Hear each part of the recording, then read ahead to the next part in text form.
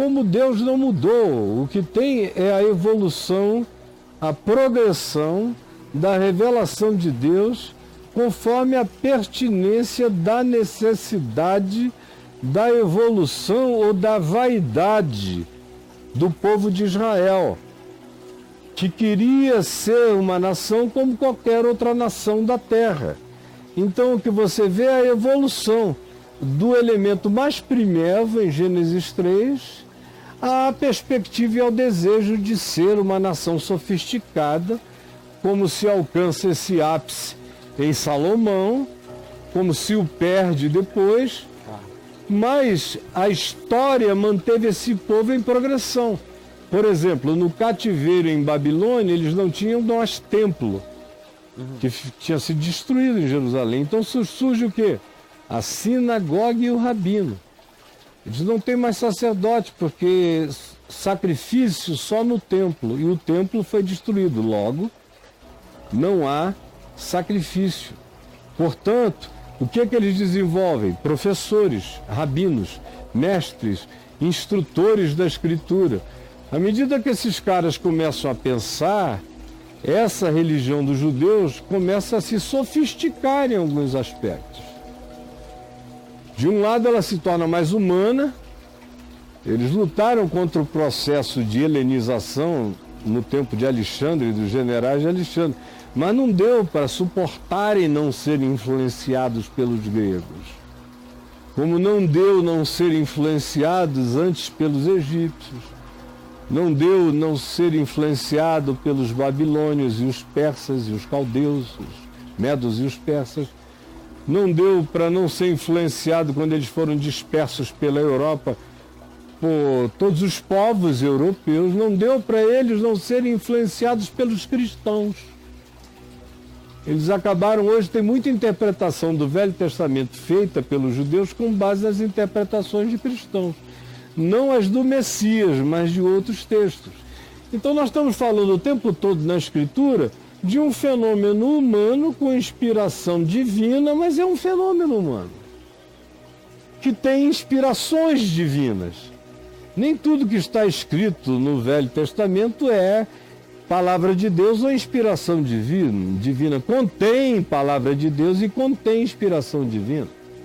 Como também tem as mentiras de Satanás, tem um monte de personagens que trazem ideias estapafúrdias, tem pactos divinos pagãos, como de Jefté, que disse: se eu vencer, vou matar o primeiro da minha casa que vier me saudar no caminho. Aí vem a filha dele, ele imola a menina. Meu Deus. Tudo isso em nome de Deus. Tem muita maluquice em nome de Deus.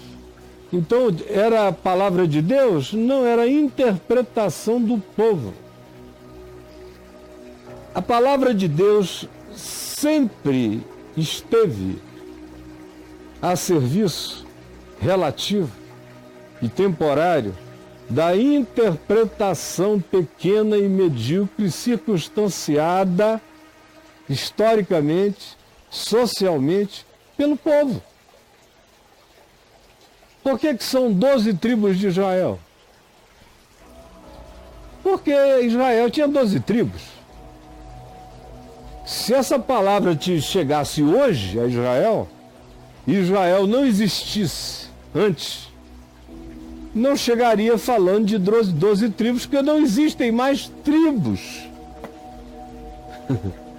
Seria cada vez uma palavra mais, ou para uma nação, ou uma profecia contra o Estado de Israel, e uma palavra que se designaria a indivíduos, ou seja, numa perspectiva existencial. Mas não foi Deus quem teve uma crise de divindade num diálogo com o Filho e o Espírito Santo, chegaram à conclusão de que tinha sido pesado demais e que agora eles iriam dar uma aliviada. Não, sempre foi no Velho Testamento como foi no Novo.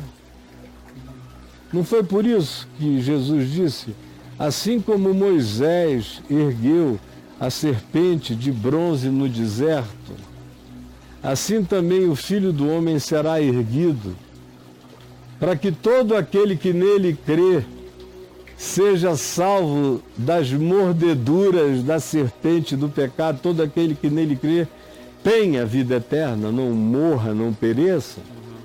Ele evoca uma simbolização.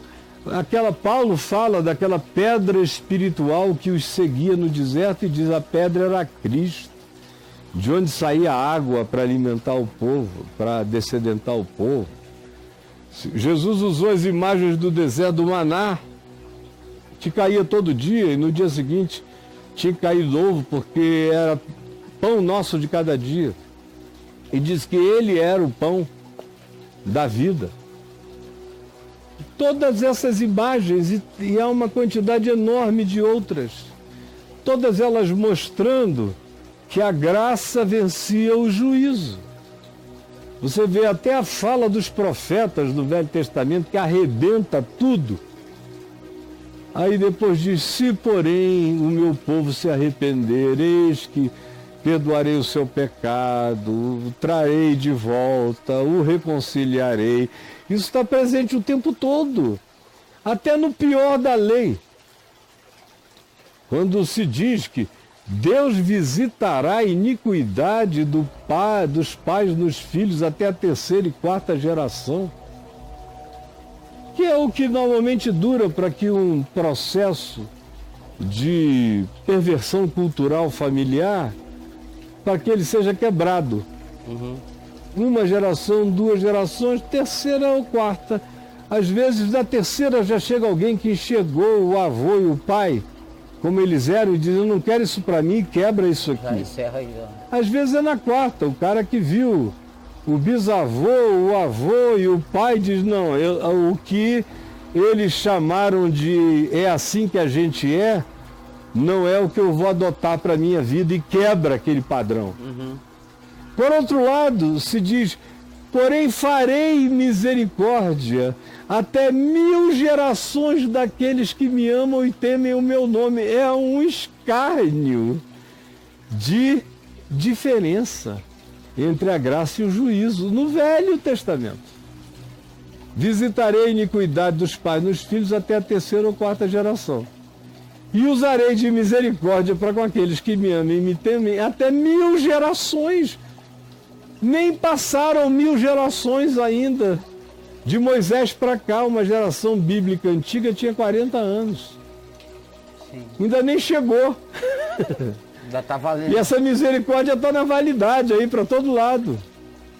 Então, é uma pobreza literária e também é uma pobreza que só acontece na cabeça daqueles que creem realmente que o livro Bíblia é a palavra de Deus, ao invés de ser um livro inspirado por Deus, com histórias inspiradas e outras que são apenas narrativas históricas, mas que não querem se transformar em doutrina nenhuma, em pressuposto nenhum, são só narrativas de um tempo que, graças a Deus, passou, que era um tempo perverso, no qual, graças a Deus, não vivi e nem gostaria de ter vivido.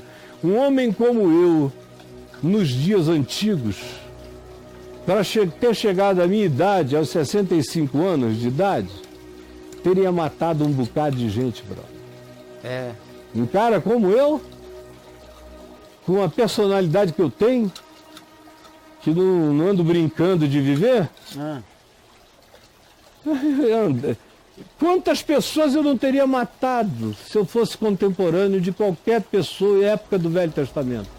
Contemporâneo, amigo de Davi. Sim. O Davi matou tanta gente que quando ele quis construir um templo, olha que Davi era um cara legal. Quando ele quis construir um templo, Deus disse: você não, porque tem sangue na tua mão para todo lado. Nossa. Tem muito sangue sobre ti. Meu Deus. Então, graças a Deus, não foi Deus que mudou. O amor, a graça sempre prevaleceu sobre o juízo. A pedagogia é que mudou, assim como a pedagogia com a qual eu tratava meus filhos quando eram crianças, mudou quando eles chegaram à adolescência, mudou quando eles chegaram no início da juventude, mudou quando eles se tornaram adultos, mudou agora que eles estão entrando na meia-idade. E daqui a pouco nós seremos todos velhos. Eu, Adriana e um monte de filho velho. Já tem filho aí que daqui a algum tempinho faz 50 anos. É verdade. No passado já eram idosos. Só não são mais porque a média humana subiu para 80. Do contrário, já seriam todos idosos. Então, o que mudou foi o processo histórico. E quem, todavia, tem essa angústia de chamar o livro Bíblia de Palavra de Deus, fica pensando nessa esquizofrenia de Deus. Até porque entre o Velho e o Novo Testamento, o Novo nem deveria constar no Velho e nem o Velho no Novo. Você deveria ter 2 livros, com a recomendação da leitura do mais antigo também. Você acha que tem que ser separado? Não, eu acho que as maiores confusões humanas sobre Deus decorrem de terem enfiado na mesma biblioteca livros da Antiga Aliança com livros da Nova Aliança. Tá. E como não tem ninguém ensinando, ou quase ninguém, são muito poucos, o que sobra para o povo que lê aquilo é, meu Deus, que Deus é esse? O cara é doidinho, é bipolar. Porque quando você crê que a Bíblia é um livro único, unitário, integral e absolutamente coerente em todos os aspectos, você fica louco. A pergunta é, o que é que deu em Deus? O que é que aqueles 400 anos de intervalo mudaram? Deus foi passear na Grécia, conversou com os filósofos e com o panteão grego, e voltou assim mais misericordioso com a calamidade pessoal dos humanos? Sim. O que aconteceu com Deus? Jesus evangelizou o Pai? Não. É o mesmo Deus e Pai. Jesus diz é o mesmo. É assim desde o princípio. Vocês aqui não entenderam o espírito dessa graça e ficaram presos nas descrições narrativas do Velho Testamento como se fossem revelações de Deus. Então Moisés mandou matar fulano. Já o Senhor Deus manda matar. Aleluia. Aí vem Jesus e diz, não mate ninguém, ore pelos inimigos. Dê a outra face, dê a túnica, vá adiante, não vença o mal com o mal, vingança não. Aí o cara, isso o que aconteceu com Deus? E Moisés, então? Não aconteceu com Deus, aconteceu com a maturação humana. O Evangelho precisava ter chegado naquele tempo que Paulo chama de plenitude dos tempos. Porque aqueles dias não foram quaisquer dias. Não foram como dias do Egito Antigo, nem dias como o da Babilônia ou da Assíria, de Senaqueribe e de outros. Não. É inegável que a contribuição dos gregos à Terra é quase incomparável do ponto de vista humanístico. Sim. E foi dali que começa esse processo. No cativeiro em Babilônia, os judeus começaram a se humanizar à beça. Eles aprenderam ciências que eles não conheciam. E aí os gregos vencem os persas depois. Os babilônios, os medos e persas. E aí, ascendência cultural dos gregos. E os gregos não queriam vencer, eles queriam dominar a mente sempre. Era outra pegada. Era o processo de helenização. Israel foi atingido pelo processo de helenização. Israel melhorou do ponto de vista cultural.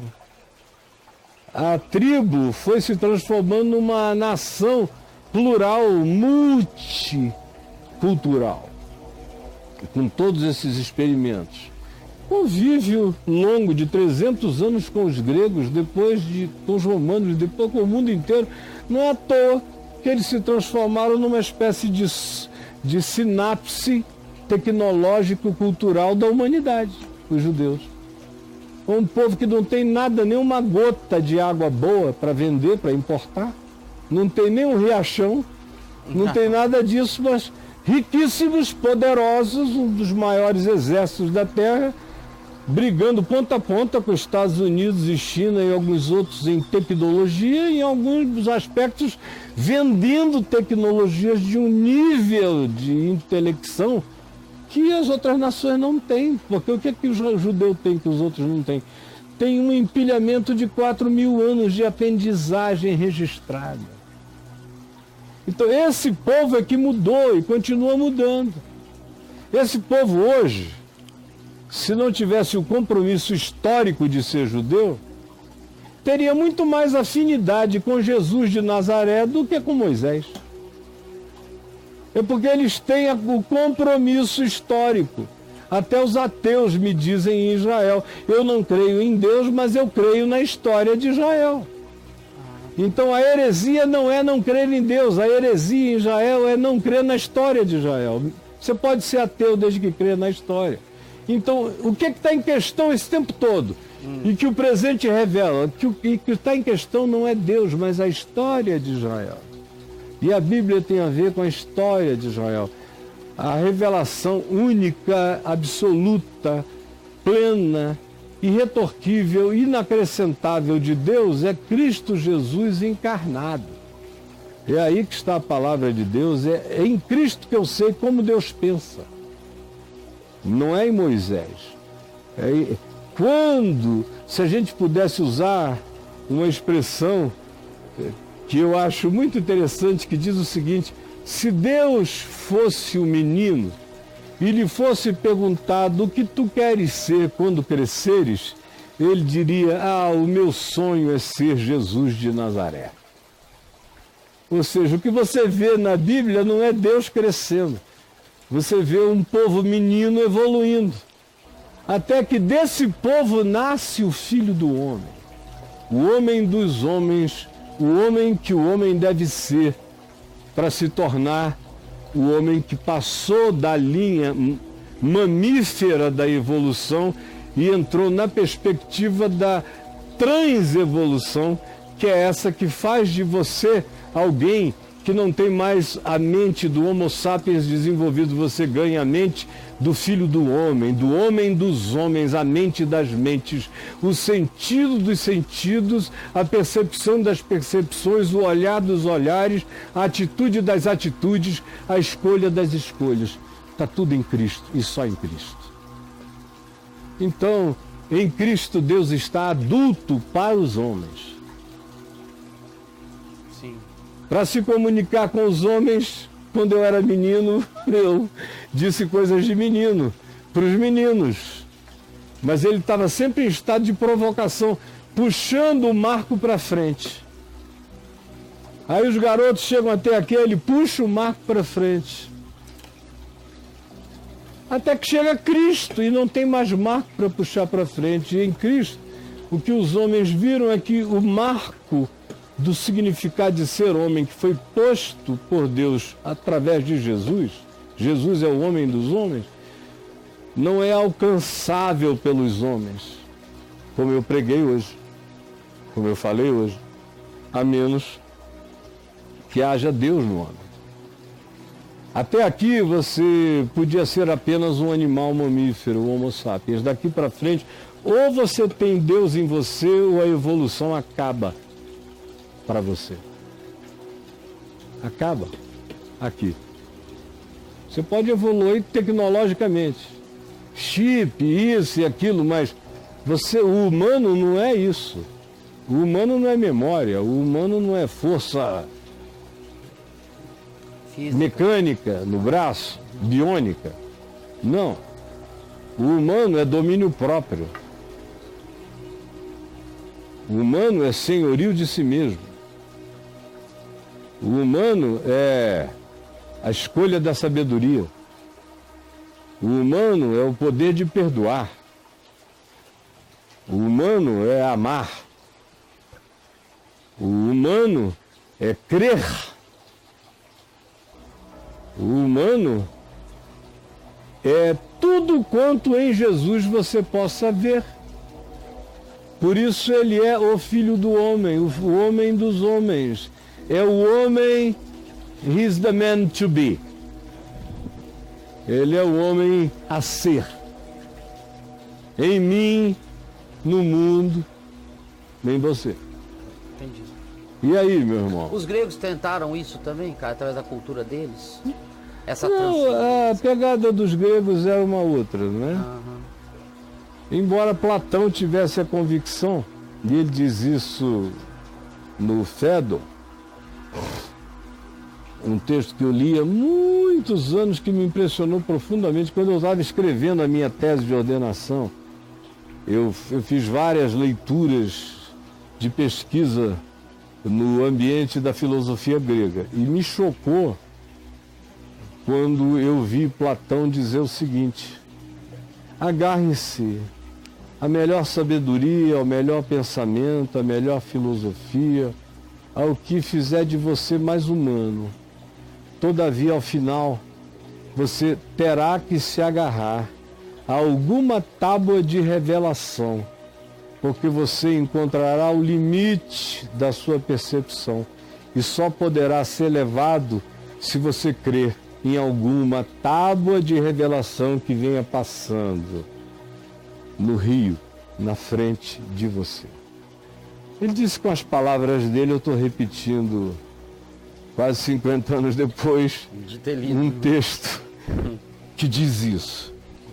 E você tem outros filósofos gregos que também criam que certas percepções só vinham se você recebesse revelação.